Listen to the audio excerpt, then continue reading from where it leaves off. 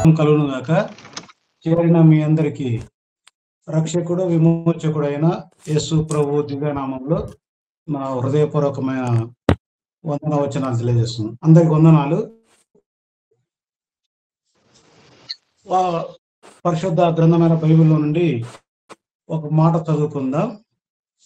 యోహాను సువార్త 13వ అధ్యాయాన్ని చదువుకుందాం. యోహాను సువార్త 13వ అధ్యాయము మొదటి వచనాన్ని చదువుకుందాం. మొదటి వచనం.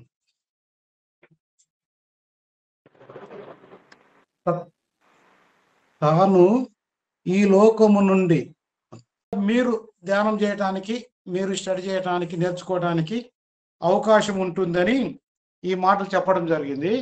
అయితే ఈ విషయాలన్నీ నేను చెప్పబోవట్లేదు, ఒక్క మాట చెప్తాను. అదేంటంటే ఎరుగుట. 1వ వచనం చూస్తే యేసు పండుగకు ముందే ఎరిగిన వాడై ఒకడు. అంటే ఏమి ఎరిగాడంటే తాను ఈ లోకము నుండి తండ్రి యొద్దకు వెళ్ళవలసిన గడియ వచ్చెనని ఎరిగాడు. అది ఆయన గురించి బైబిల్ గ్రంథం అంతా మనం బాగా తరచి చూస్తే పరిశుద్ధ గ్రంథమైన బైబిల్లో ఆ యేసు ప్రభువును గురించి ఒక 2 విషయాలు చెప్పి నేను ఇందులోకి వస్తా. చూడండి, ఇదే యోహాను సువార్త 2వ అధ్యాయము 24వ వచనం చూడండి. యోహాను సువార్త 2వ అధ్యాయము 24వ వచనములో, అయితే యేసు అందరినీ ఎరిగినవాడు. మనకు తెలుసు, ఈ మొదటి అధ్యాయములోనే యేసు క్రీస్తు ఫిలిప్పును కనుగొంటే, ఫిలిప్పు అంద్రేను కనుగొంటే, ఫిలిప్పు నతానియేలును కనుగొంటాడు. నతానియేలు వచ్చి యేసు ప్రభువుని అడుగుతాడు, నేను ఇక్కడ ఉన్నానని నీకు ఎట్లా తెలుసు అంటే, నువ్వు అంజూరపు చెట్టు దగ్గర ఉన్నప్పుడే నేను చూశాలే అంటాడు యేసు ప్రభు వారు. ఇంకొక మాట కూడా చూడండి, యోహాను సువార్త 8వ అధ్యాయం 18వ అధ్యాయం 4వ వచనం. యోహాను సువార్త 18వ అధ్యాయం 4వ వచనం. యేసు తనకు సంభవింపబోవునవన్నీ ఎరిగిన వాడై, యేసుక్రీస్తుకు తన జీవితంలో ఎదుర్కొనబోయే లేక సంభవింపబోయే శ్రమలు కానీ, మరణము కానీ, ఆయన త్యాగం కానీ, శిలువ శ్రమలు కానీ, దూషించబడటం కానీ, కొట్టబడటం కానీ, హింసించబడట, ప్రతిదీ ఆయన జీవితంలో తనకు సంభవింపబోయే ప్రతిదీ ఆయన ఎరిగిన వాడిగా ఉన్నాడు. మన జీవితాల్లో కూడా మనము కొన్ని ఎరిగి ఉంటాం, కొన్ని తెలుసుకుంటాం. ఏం తెలియకపోయినా కొన్ని ఊరక అనుమానాలు, ఇది ఇలా ఉంటదేమో, ఇలా జరగవచ్చు, అలా జరగవచ్చు, అలా ఉండవచ్చు అని అనుమానం ఉంటుంది. కానీ యేసు ప్రభువుని గురించి ఇక్కడ రాయబడిన మాట ఏంటంటే, ఆయనకు సంభవింపబోయే ప్రతి విషయం ఆయన ఎరిగిన వాడిగా ఉన్నాడు. యోహాను సువార్త 2:24లో ఆయన అందరినీ ఎరిగిన వాడు అని కనబడతాం. ఇంకో మాట చూడండి, 1వ యోహాను పత్రిక 3వ అధ్యాయం 20వ వచనం. యోహాను వ్రాసిన మొదటి పత్రిక 3వ అధ్యాయము 20వ వచనం. దేవుడు మన హృదయము కంటే అధికుడై సమస్తమును ఎరిగి ఉన్నాడు. ఇక్కడ యేసు ప్రభువుని గురించి 3 విషయాలు మీతో చెప్పాను. 1, ఆయన అందరినీ ఎరిగిన వాడు. ఆయన జీవితంలో, ఆయన బ్రతుకులో తనకు సంభవింపబోయే ప్రతి విషయము కూడా ఆయన ఎరిగి ఉన్నాడు.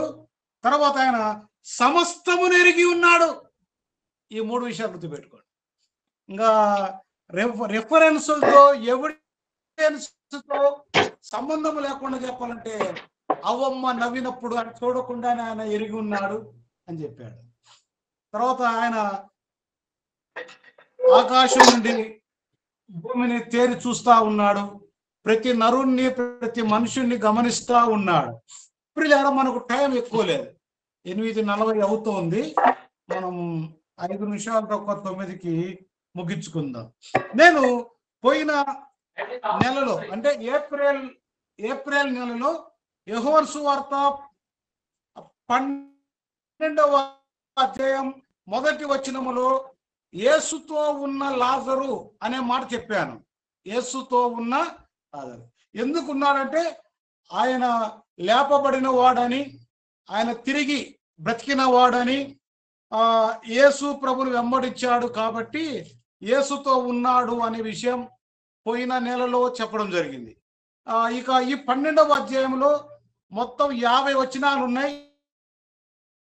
50 వచనాల్లో 50 ప్రసంగాలు చేయొచ్చు, కానీ నేను దాటి ఈ రోజున 13వ అధ్యాయం మొదటి వచనములోకి వచ్చాను. ఈ మొదటి వచనములో తాను ఈ లోకములో నుండి తండ్రి యొద్దకు వెళ్ళవలసిన గడియ వచ్చినని ఆయన ఎరిగాడు. ఇది మీకు చెప్పిన సంగతి. యేసు ఎరిగిన వాడని చెప్పాను. ఏమేమి ఎరిగాడు? మనల్ని అందరిని ఎరిగాడు. ఆయన జీవితంలో సంభవింపబోయే ప్రతిదీ ఎరిగాడు. సమస్తమును ఎరిగిన దేవుడు, సమస్తము. అందుకే ఆయన దేవుడు. ఇది ఇట్లా గుర్తుపెట్టుకోండి. ఇప్పుడు ఒక మాట దగ్గర ఆగుదాం. ఎరిగిన వాడు యేసు ప్రభు ఎరిగి ఉన్నాడు. అయితే ఈ రోజున నేను చెప్పిన మాట ఏంటంటే, ఆయన ఎరిగి ఉన్నట్లుగా ప్రపంచ మానవాళి, ప్రతి వ్యక్తి, ప్రతి మనిషి ఎరగవలసిన విషయాలు కొన్ని ఉన్నాయి. ఈ రోజున నీవు, నేను, మనందరం ఎరగవలసినవి. అంటే ఎరుగుట అనగా గ్రహించుట అనే అర్థం కూడా వచ్చింది. గ్రహించుట. ఇంకా చెప్పాలంటే ఇంకా కొన్ని పర్యాయ పదాలు ఉన్నాయి. మరొక మాట ఏం చెప్పొచ్చు అంటే తెలుసుకొనుట. ఎరుగుట, గ్రహించుట, తెలుసుకొనుట. ఇంకా ఈ 3 పదాలు కూడా పర్యాయ పదాలే. అయితే మన జీవితంలో, మన బ్రతుకులో మనము ఎరగవలసినవి, లేదా మనము గ్రహించవలసినవి, లేదా మనము తెలుసుకొనవలసినవి 1, 2 విషయాలు మీకు చూపిస్తాను. నెంబర్ 1, 2వ రాజుల గ్రంథం 5వ అధ్యాయము 15వ వచనం చూద్దాం. రండి నాతో పాటు. 2వ రాజుల గ్రంథం 5వ అధ్యాయము 15వ వచనం. 2వ రాజుల గ్రంథం 5వ అధ్యాయము 15వ వచనములో ఈ విధంగా వ్రాయబడి ఉంది. ఏమనంటే,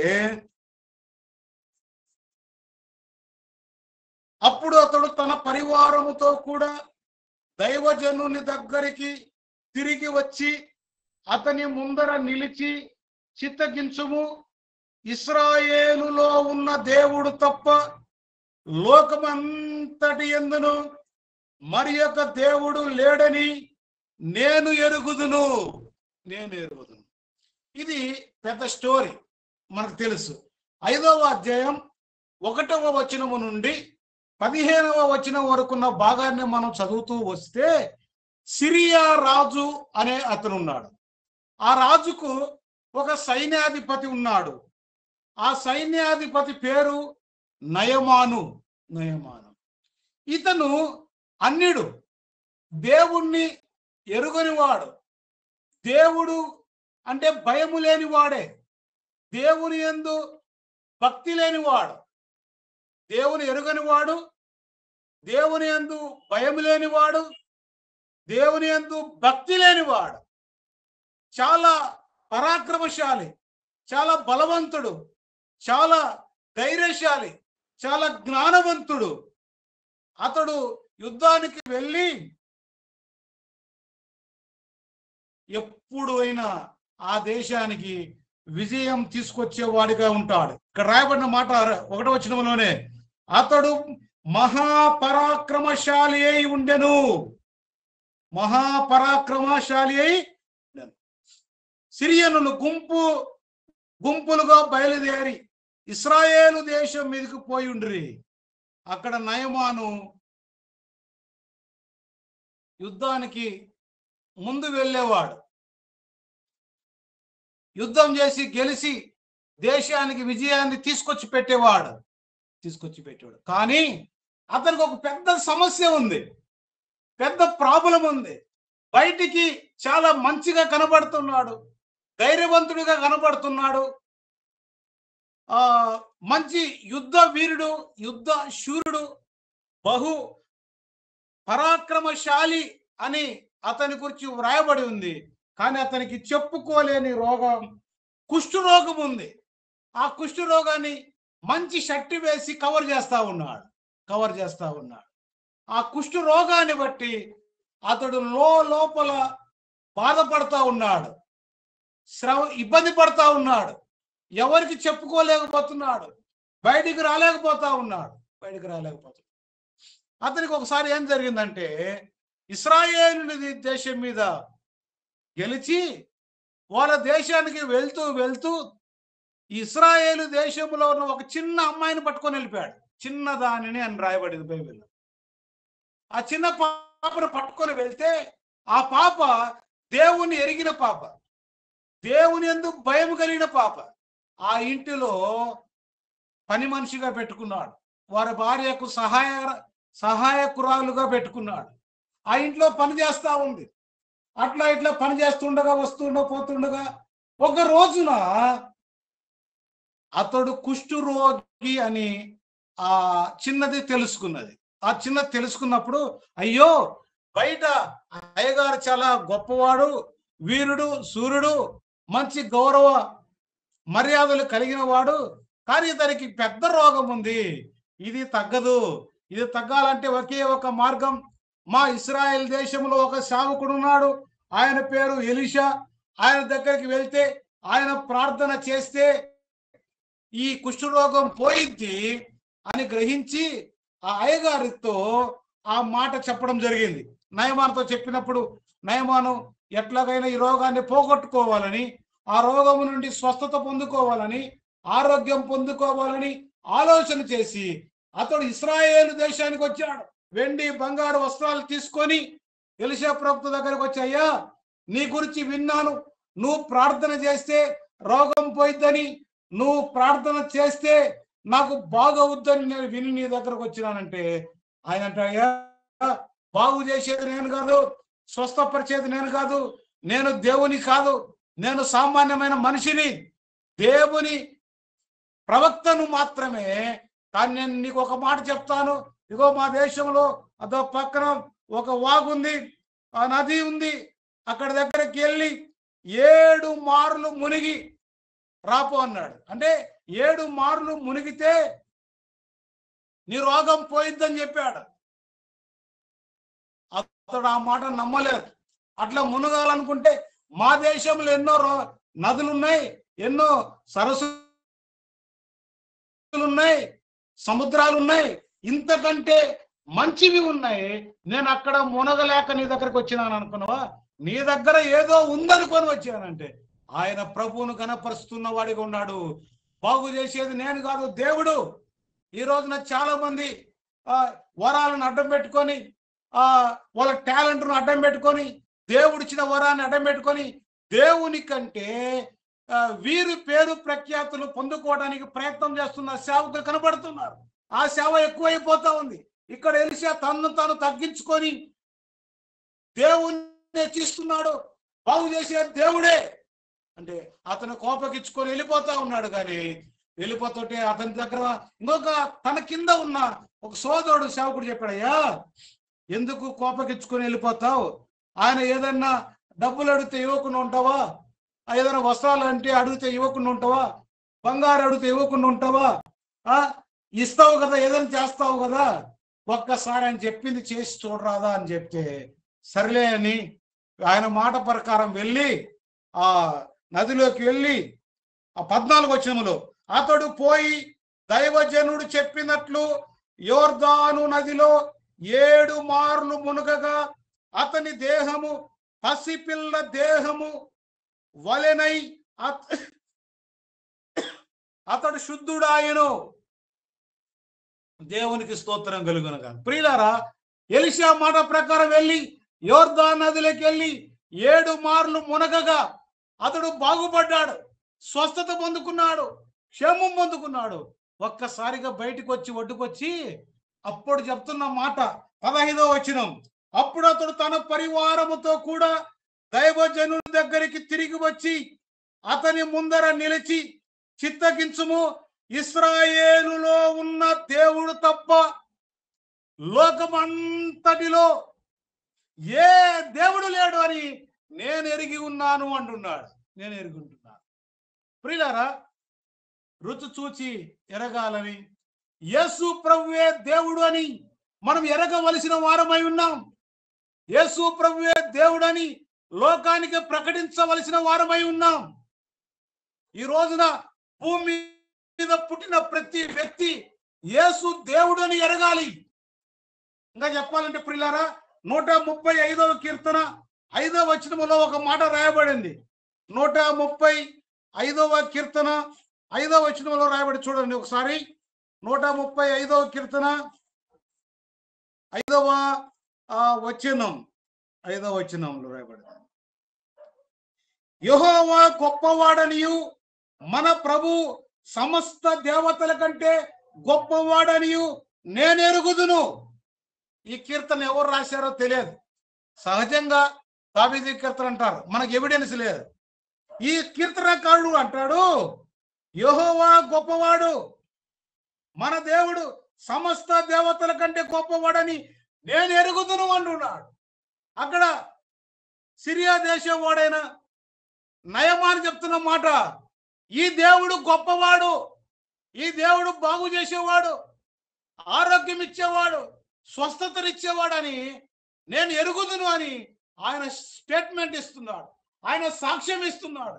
ప్రియులారా, ఈ వాక్యం వింటున్న వారులారా, నీవు నేను ప్రతి ఒక్కరూ దేవుడు గొప్పవాడని, యేసుక్రీస్తు అందరికీ ప్రభు అని, ఆయన అద్భుత కార్యాలు చేయగలడని, ఆశ్చర్య కార్యాలు చేసేవాడని మనము ఎరగవలసిన వారమై ఉన్నాము. ఇంకా చెప్పాలంటే దానియేలు గ్రంథం 6వ అధ్యాయం 26వ వచనములో అగ్నిగుండములో నుంచి కాపాడిన దేవుడు, సింహపు నోటిలో నుంచి కాపాడిన దేవుణ్ణి చూసినప్పుడు ఆ దేశపు ఆ రాజు అంటాడు, ఇదిగో దానియేలు దేవుడే దేవుడు అని స్టేట్మెంట్ ఇస్తాడు. అంటే ఆయన ఎరిగాడు, దానియేలు దేవుడే దేవుడు అన్నాడు. నయమాన్ అన్నాడు, ఇశ్రాయేలు దేవుడే దేవుడు అన్నాడు. ప్రియులారా, వాక్యం వింటున్న ప్రియులారా, మనము మన దేవుణ్ణి మనం ఎరగవలసిన వారమై ఉన్నాము. ఆయన గొప్పవాడు అని, ఆయనే మహోన్నతుడని, ఆయన మహాగణుడని, ఆయన సృష్టికర్త అని, ఆయన అద్భుత కార్యాలు చేసేవాడని మనం ఎరగవలసిన వారమై ఉన్నాం. ప్రియులారా, ఇది నెంబర్ 1. ఆయన దేవుడు అని మనం ఎరగాలి. రెండవ మాట చెప్తా చూడండి. రెండవ మాట మత్తయి సువార్త 24వ అధ్యాయం 44వ వచనం. మత్తయి సువార్త 24వ అధ్యాయము 44వ వచనం. 24వ అధ్యాయం 44వ వచనములు, మీరు అనుకొనని గడియలో మనుష్య కుమారుడు వచ్చును. తర్వాత 32వ వచనం. 32 అంజూరపు చెట్టును చూచి ఒక ఉపమానము నేర్చుకొనుడి. అంజూరపు కొమ్మ లేతదై చిగురించినప్పుడు వసంత కాలము ఇంకా సమీపముగా ఉన్నదని మీకు తెలియను అనే మాట ఉంది. ఇంకా 39వ వచనములో కూడా చూస్తే, జల ప్రళయం వచ్చి అందరినీ కొట్టుకొని పో వరకు ఎరుగకపోయిరి, అలాగుననే మనుష్య కుమారుని రాకడ ఉండును. ఈ 24వ అధ్యాయం అంతా కూడా మనము చూస్తే 2వ వచనములో, మీరు ఇవన్నీ చూచుచున్నారు కదా, రాతి మీద రాయి ఒకటి అయినను నిలిచి ఉండదు. తర్వాత 5వ వచనములో, అనేకులు నా పేరుట అబద్ధ ప్రవక్తలు వస్తారు. 6వ వచనములో, యుద్ధముల గురించి యుద్ధ సమాచారం గురించి మీరు వింటారు. తర్వాత 9వ వచనంలో, అప్పుడు జనులు మిమ్మును శ్రమల పాలు చేసి చంపుతారు, మీరు నా నామము నిమిత్తం సకల జనుల చేత ద్వేషించబడతారు. టైం లేదు, నేను 3 విషయాలు చెప్పాలి. ఇంకా 2 నిమిషాలే ఉంది. ఓకే, ఓకే, సరే ఇంత ముగిచ్చేస్తా. ఓకే, నో ప్రాబ్లం, మళ్ళీ చెప్పుకుందాం. ప్రియులారా, ఈ 24వ అధ్యాయంలో తెలిసేది ఏంటంటే మనుషుల చేత ద్వేషించబడతాం, చంపబడతాం, మనం అందరం శ్రమల పాలవుతాం, అబద్ధ ప్రవక్తలు వస్తారు. ఇవన్నీ చూస్తూ ఉంటుండగా, గమనిస్తుంటుండగా మనం ఎరగవలసింది ఏంటంటే, ఎదుగో ఆయన రాజ్యం సమీపించింది. లూకా సువార్తలో కూడా రాయబడిన మాట ఏంటంటే 21వ అధ్యాయం 31వ వచనంలో ఆయన రాజ్యం సమీపించి ఉందని, ఆయన రాకడ సమీపించి ఉందని, అంటే జరుగుతున్న పరిస్థితులను బట్టి, జరుగుతున్న పరిణామాలను బట్టి, ప్రస్తుతం జరుగుతున్న పరిణామాలను బట్టి మనము ఎరగవలసింది ఏంటంటే ఆయన రాజ్యం రాబోతుంది, ఆయన త్వరగా రాబోతున్నాడు, ఆయన రాకడ సమీపించిందని మనం ఎరగాలి. నెంబర్ 1, ఆయన దేవుడు అని మనం ఎరగాలి. 2, ప్రస్తుతం జరుగుతున్న పరిణామాలు చూస్తుంటుండగా ఆయన రాజ్యం లేదా ఆయన రాకడ సమీపించి ఉన్నదని మనం ఎరగాలి. ఎక్కడ చూసినా దొంగతనాలు, అబద్ధాలు, ద్వేషం, అసూయ, హింస, సేవకులను హింసిస్తున్నారు, సేవకులను చంపుతా ఉన్నారు, సేవకులను శ్రమల పాలు చేస్తున్నారు, ఇబ్బందులు. ఈ మధ్యనే ఇండియా పాకిస్తాన్ యుద్ధం ఈ చూస్తుంటుండగా ఆయన రాకడకు గుర్తులు, ఆయన రాకడ రాబోతుందని మనం ఎరగాలి. ఒక్క మాట చెప్తాను, 3వ మాట ముచ్చటగా. లూకా సువార్త 4వ అధ్యాయం 34వ వచనం చూడండి. లూకా సువార్త 4వ అధ్యాయం 34వ వచనం చూడండి. ఒక దయ్యము పెట్టిన ఆ వ్యక్తి, అతనిలో ఉన్న దయ్యము చెప్తున్నటువంటి మాట, ఆ దయ్యం ఇస్తున్నటువంటి స్టేట్మెంట్, వాడు నజరేయుడైన యేసు, మాతో నీకేమి, మమ్మును నశింపచేయ వచ్చితివా, నీవెవడవో నేను ఎరుగుదును.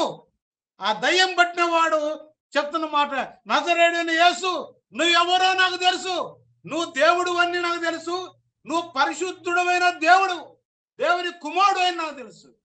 అంటే ఆ దయ్యం పట్టిన వాడు, దయ్యం అంటుంది, నువ్వు నజరేయుడైన యేసు, పరిశుద్ధుడైన దేవుడివి, నేను ఎరుగుదును అంటున్నాడు.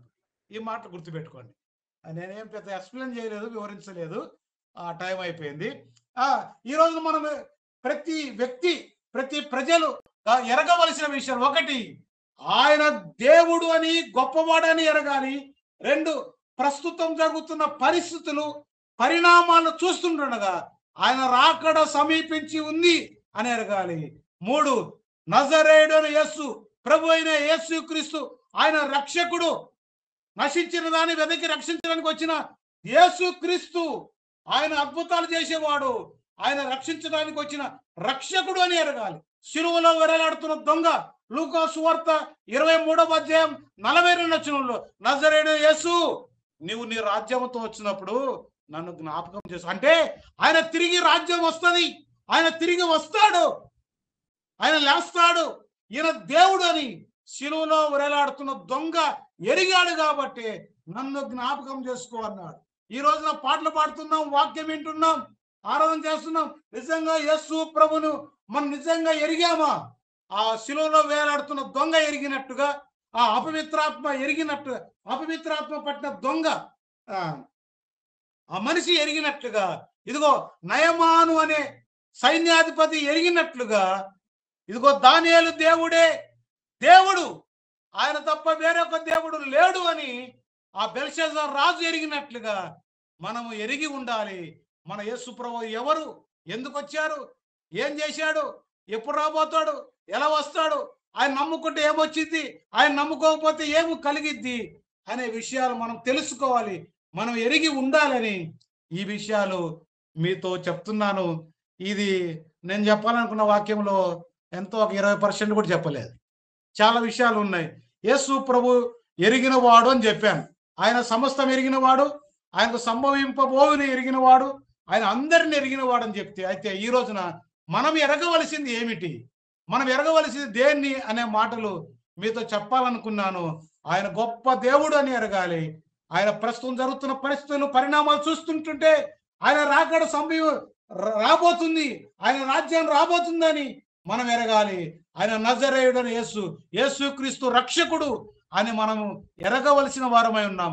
ఇంకా ఎవరైనా నమ్మని వారు ఉంటే నమ్మి, ఇదే రక్షణ దినం, ఇదే అనుకూలమైన సమయం, ప్రభు అయిన యేసుక్రీస్తును నమ్మి మారు మనసు పొంది బాప్తిసం పొంది దేవుని బిడ్డలుగా తీర్చిదిద్దబడాలని ఈ చిన్న క్లుప్తమైన మాటలు చెప్పి నేను ముగిస్తున్నాను.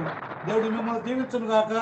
సమయాన్ని సేవకులకు పెద్దలకు అప్పచెప్తుంది.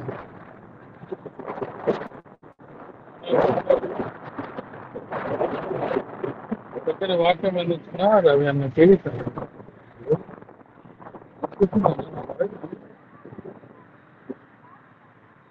హలో, వందనాలు.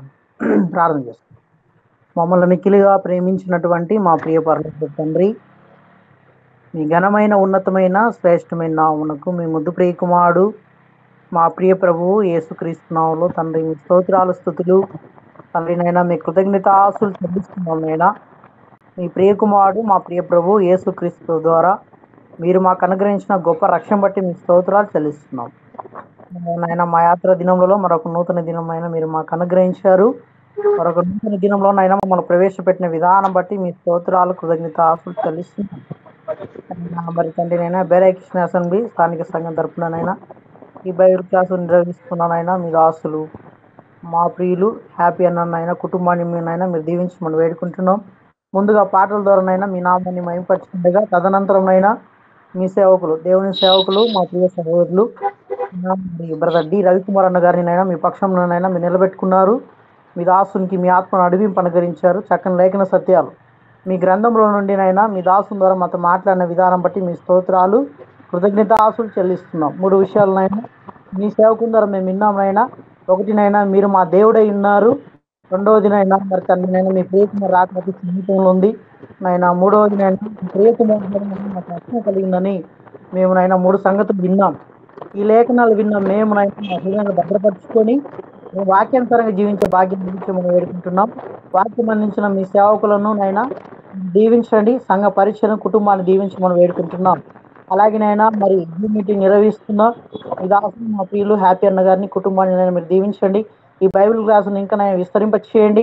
ఈ జూమ్లో చేరి వచ్చిన ప్రతి ఒక్కరినైనా మీరు దీవించి బలపరచమని వేడుకుంటూ, ముఖ్యంగా విత్తబడిన వాక్యం మా వెనుకలో మీరే ఫలింపజేసి మీరే మహిమ పొందమని వేడుకుంటూ, మీ చిత్తమైతే మీ ప్రియకుమార్ రాకడ ఆలస్యం అయితే మీరు అవకాశం ఇస్తే మరొక పర్యాయమైనా గురువారం మేము బైబిల్ క్లాస్కి కలుసుకునే భాగ్యం దయచేయమని, జూమ్లో చేరవచ్చిన ప్రతి ఒక్కరు మీ కృపలో భద్రపరచుకోమని, మీకే మహిమ ఘనత ప్రభావాలను ఆరోపించుకుంటూ మా విమోచకుడు సజీవుడైనటువంటి యేసుక్రీస్తు నామమున మీ స్తోత్రం చెల్లించి ప్రార్థన చేయుచున్నాం మా ప్రియ పరలోకపు తండ్రి. ఆమేన్. ఆమేన్. ఆమేన్. ఆమేన్. ఆమేన్.